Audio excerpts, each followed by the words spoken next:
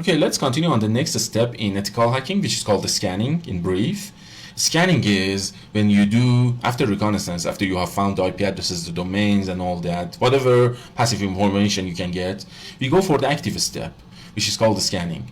So in the scanning part, you do a scanning on your IP addresses, target IP addresses and domains, with regards or with the purpose of finding open ports, vulnerabilities on them, service detection, OS detection, trace routes, all will be done in this step in here.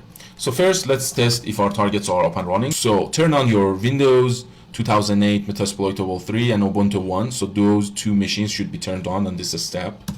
Ping them. In my environment, the IP addresses are 131, 132.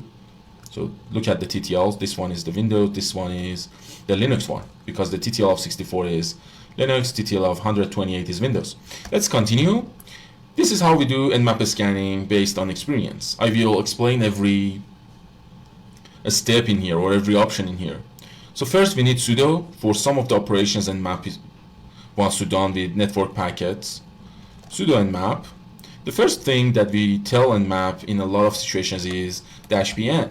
So before explaining what is -pn, I want to tell you, you can find a lot of things yourself with the help of manuals and helps in Linux. So you can say not sudo nmap-help. A lot of important options and features are explained here with their switches. So for example, let's grep for pn, see if it is explained. Yeah, thread all host as online. So you will thread all these hosts to be online, and we don't do any host discovery. Host discovery is when you ping the target, when you ARP the target in order to detect if it is live or not. We can do nmap again, this is the same, but if you get the man of this great tool, there will be a lot of information presented to you. So go and explain this part or refer to our course. They are all explained in there, or refer to any resource online available. -pn is thread everything as host is live without any pings and stuff like that. And then we continue to do no reverse DNS lookups. So nmap does reverse DNS lookups on the IP addresses. We don't want to do that. It will take a lot of time. On internet targets, it is somehow logical to do that, but when you are on your lab or on HTTP or something like that, it's not really needed to do that. Then we go for the type of scanning. We say -s, which is scene steals scanning. Then we say do version detection for me. Then I say do OS detection for me. And then after that I tell or instruct nmap to do scans with some NSCS scripts. So NSCS scripts are also some Lua written scripts that will help nmap find additional information or vulnerabilities about the target. Then we go for to be verbose. I want to see only open ports, not closed ports, not filtered ports. And then I say 192, 168, 85, 131, and again the same IP address, 132. So let's see if we can add any other options in here. So the next option I want to add is scan all the ports. So I can specify scan 1 to 65,535, I think was the whole TCP ports, and you also UDP ports are the same. You can say scan from port number 1 through port number 10,000, which is something we do in Hack the Box or CTF environments. Ports are always below this one, 10,000. We can do, if you don't specify anything, nmap will scan the top 1,000 famous ports or most used ports. You can specify -F to have the top 100 ports as opposed to the 1,000 ports by default. So let's go by default. You can get a report from your scan with lowercase o, capital case A, and say I want to report in here in the current directory Metasploitables nmap 03 June 2021. That's it. Let's launch the scan to see what happens. Put the password.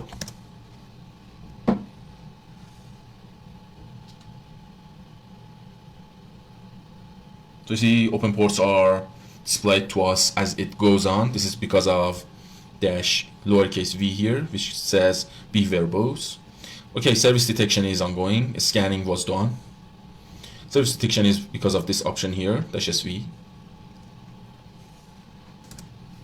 Any clicks on Nmap console will print the status, 79%. Our scan or service scan will be done momentarily. So as this goes on, Control-Shift-T. Let's zoom in. Do I have my command? No. Let's copy the command. So I need this command again.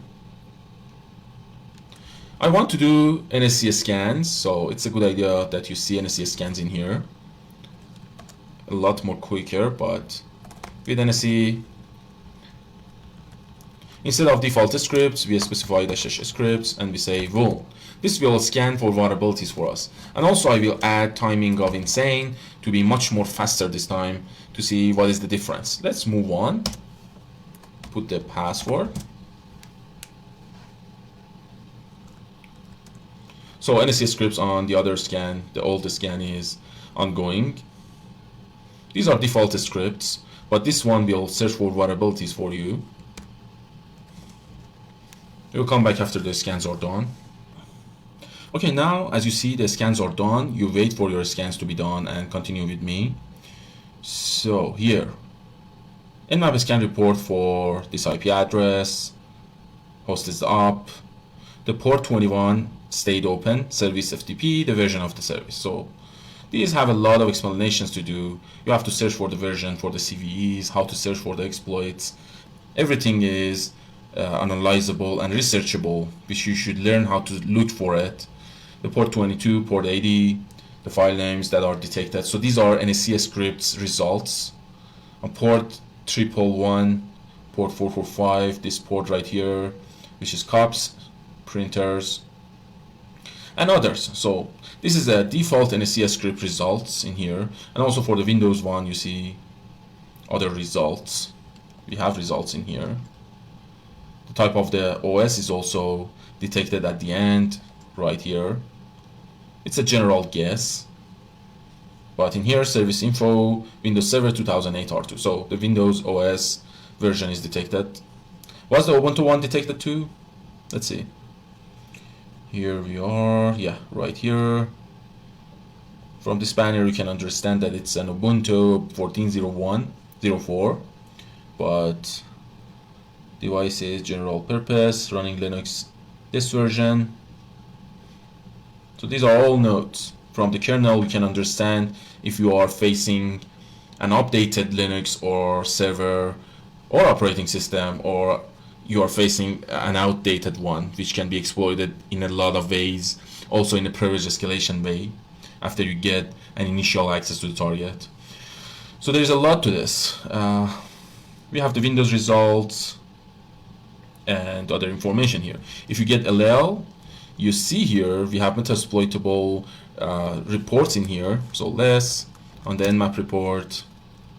There's a way you can transfer the XML file to an HTML and have that on your pentest report.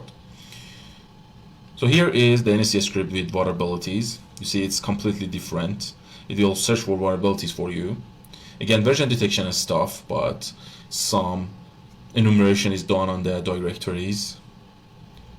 We have possible vulnerabilities you will see momentarily because we used the script vul.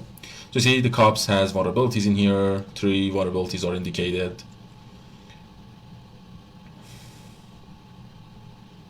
Again, enumeration on the web. The web service has a DOS vulnerability, which might be false positive. Moving forward to the Windows 1, MS12.020 vulnerable, which is blue kip on RDP. You see vulnerabilities are detected. MS12.020 again is reported. Again, another vulnerability on this TLS. So there is a lot into this, which I highly recommend you to, if you are interested, get in touch with us and find out the longest story with us. Exploiting these services takes a lot of time, so We just wanted to be quick in this video, and that's how we go on in here. But generally, you should search for the vulnerabilities with NMAP and also vulnerability scanners such as OpenVAS and Nexpose. We will demonstrate Nexpose here. Nexpose is much more security defenders style, but OpenVAS is much more hacker style. It will teach you how to break into the systems. But also Nexpose does that with, again, a lot of other reports beside showing ways how to penetrate the target.